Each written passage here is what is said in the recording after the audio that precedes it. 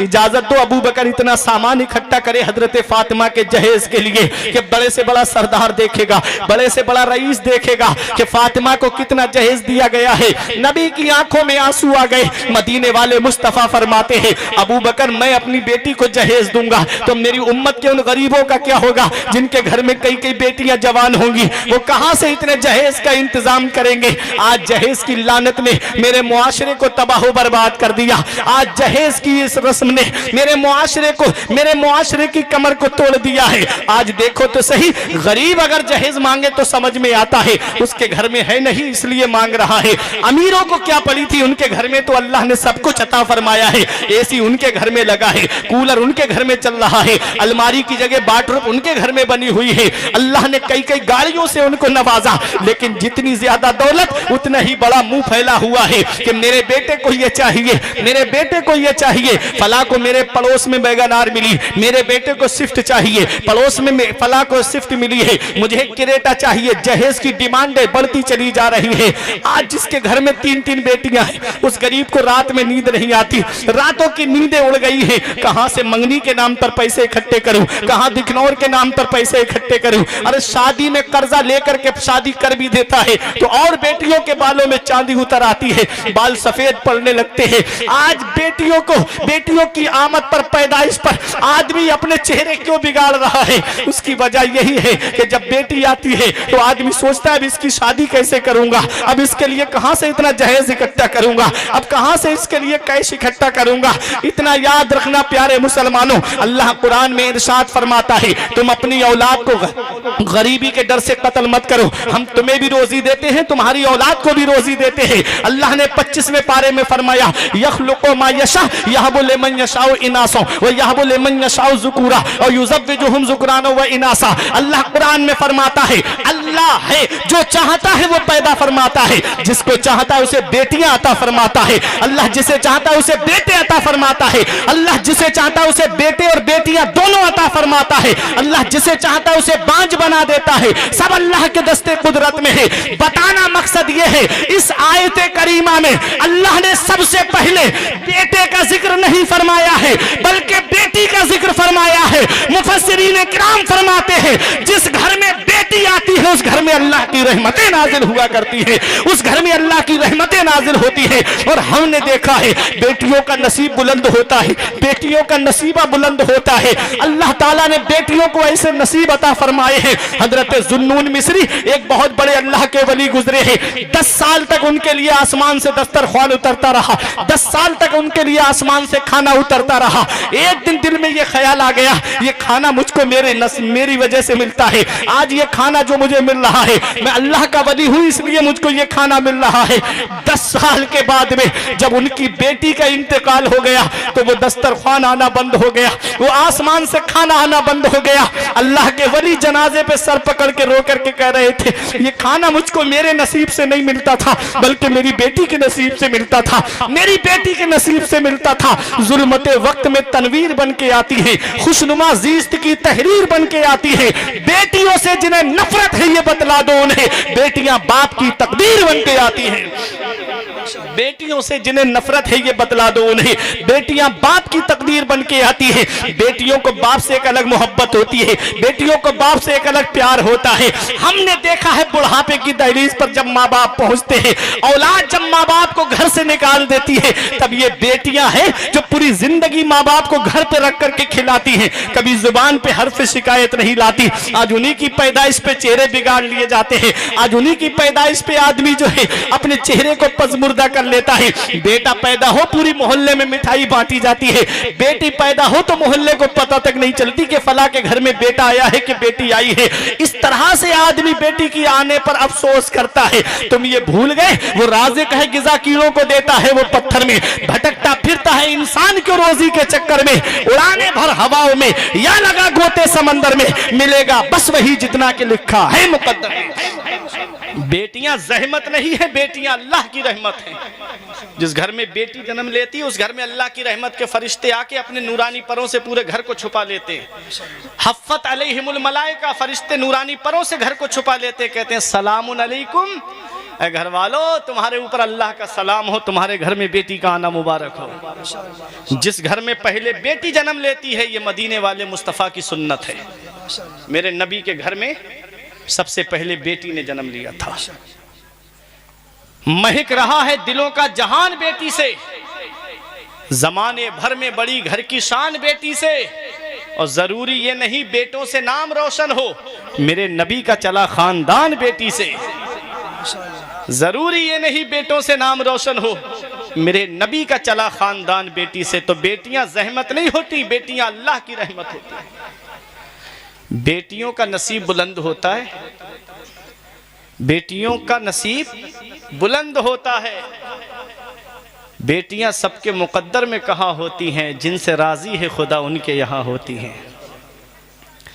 अल्लाह तबारक व तआला ने बेटियों को पैदा फरमाया है और बेटों को भी पैदा फरमाया है।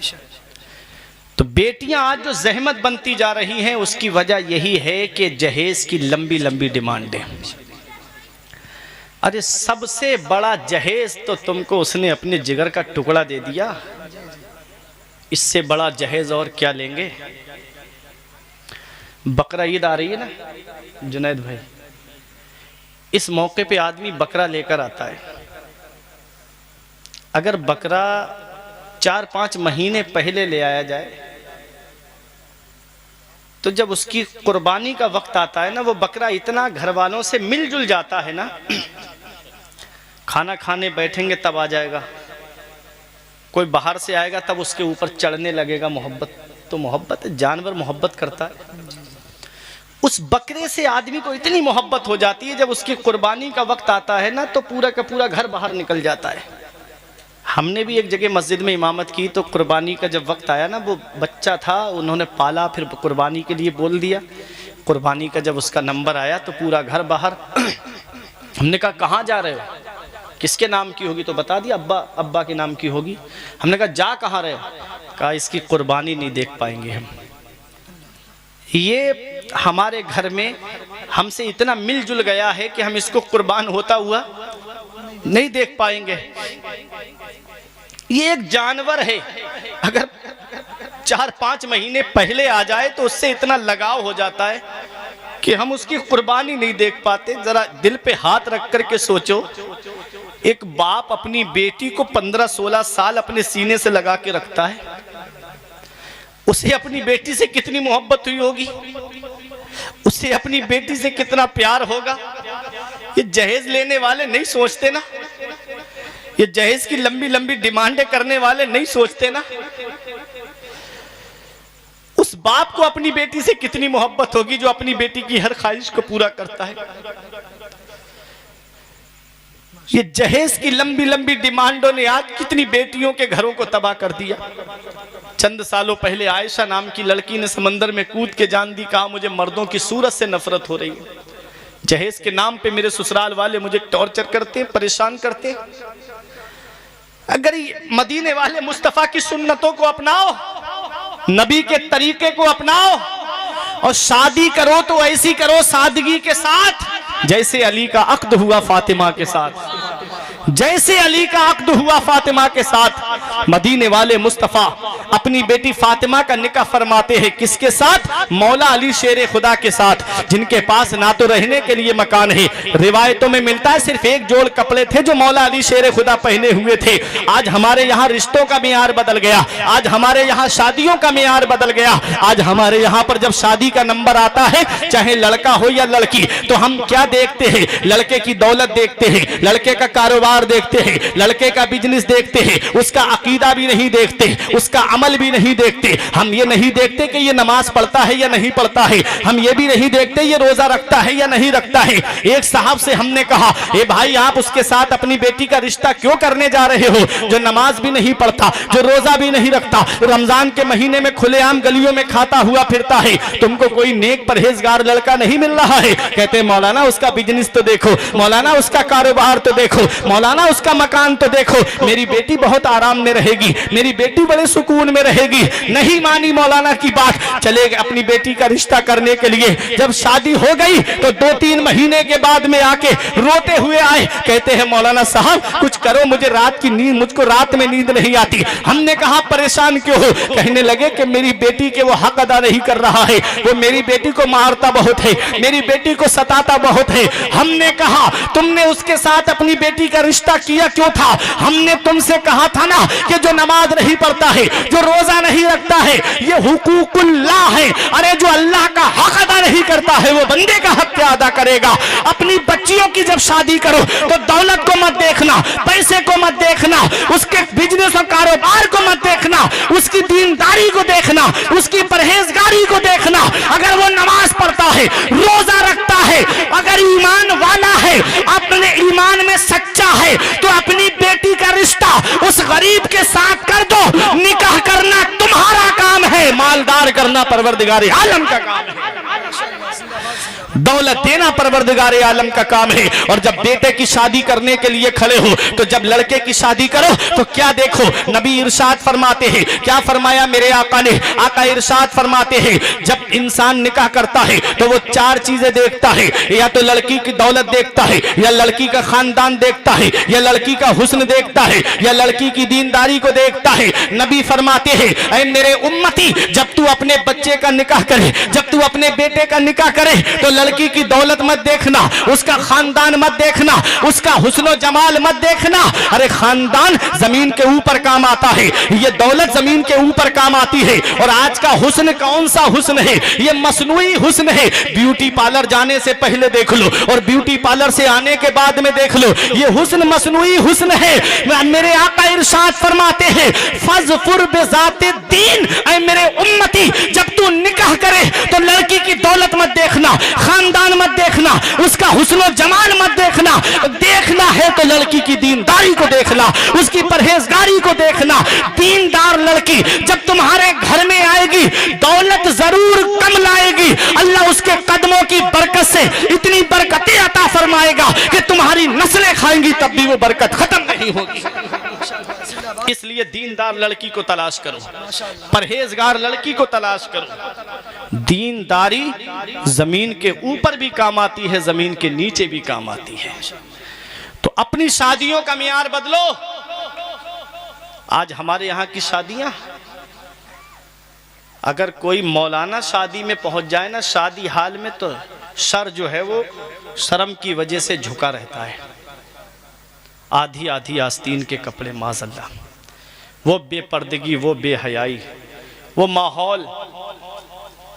मेरे आका ने फरमाया औरत के पैर की झांझन की आवाज़, जो जेबरी पहनी जाती है ना, उसमें जो घुंघरू पड़े होते हैं, उसकी आवाज़ नबी ने फरमाया गैर मर्द के कान में चली जाए तो अल्लाह ताला उस पूरी कौम की दुआ कबूल नहीं करता है जिस कौम की वो औरत होती है।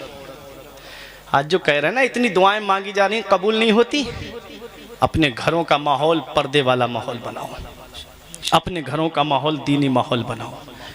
शादी के कार्ड पे लिखवाते हैं शादी मुबारक, मुबारक के माना है बारका युबारिको, बरकत से बना मुबारक। ऐसी शादी जिसमें बरकत, जिस शादी में बैंड बजे उसमें अल्लाह की बरकत होगी। जिस शादी में डांस पार्टी नाचे, बताओ क्या उस शादी में अल्लाह की बरकतें रहमतें नाजिल होंगी? 1-2 महीने के बाद बैंड बजना शुरू हो जाता है, फिर कोर्ट कचहरियों के चक्कर लगते हैं, फिर अफसोस जब बाप अपनी बेटी को लेकर के वकीलों के सामने बेपर्दा करता है। काश नबी की सुन्नतों पे अमल कर लिया होता, काश नबी के बताए हुए रास्ते पे चल लिए होते, काश अपने नबी के फरमान पे अमल कर लिया होता। जिस लड़की की माँ अपनी बेटी से बात ज्यादा करती हो, समझ लो वो घर ज्यादा दिनों तक नहीं टिकते। और जो लड़कियां अपने मायके से ट्यूशन लेकर के आती हैं वो घर बहुत जल्दी तबाह हो जाते हैं। मदीने वाले मुस्तफ़ा ने अपनी बेटी फातिमा को रुखसत करते वक्त आपको पता है क्या नसीहत की थी? मदीने वाले मुस्तफ़ा ने फरमाया, फातिमा आज मेरी बेटी तुम मेरे घर से रुखसत होके जा रही हो, कल क़यामत में इस हाल में मुझसे मिलना मेरी बेटी, तेरा शौहर अली तुझसे राजी हो। माशाअल्लाह। अपने शौहर का कहना मानना, अपने शौहर की फर्मा बरदारी करना। आज हर बाप अपनी बेटी को ये नसीहत कर दे तो आज ये कोर्ट कचहरियों के झगड़े खत्म हो जाएं, कोर्ट कचहरियों के चक्कर लगने बंद हो जाएं। हमारी शादियों के मेयार बदल गए, हम नबी की सुन्नत को भूल गए, हम नबी के तरीके को भूल गए, नबी के बताए रास्ते पे हमने चलना छोड़ दिया। डॉक्टर इकबाल ने इसीलिए कहा था कि तरीके मुस्तफ़ा को छोड़ना है वजह बर्बादी, इसी से कौम दुनिया में हुई बेइक्तिदार अपनी, हमें करनी है शहंशाह बतहा की रजा जोई, वो अपने हो गए तो रहमते परवरदिगार अपनी। तरीके मुस्तफ़ा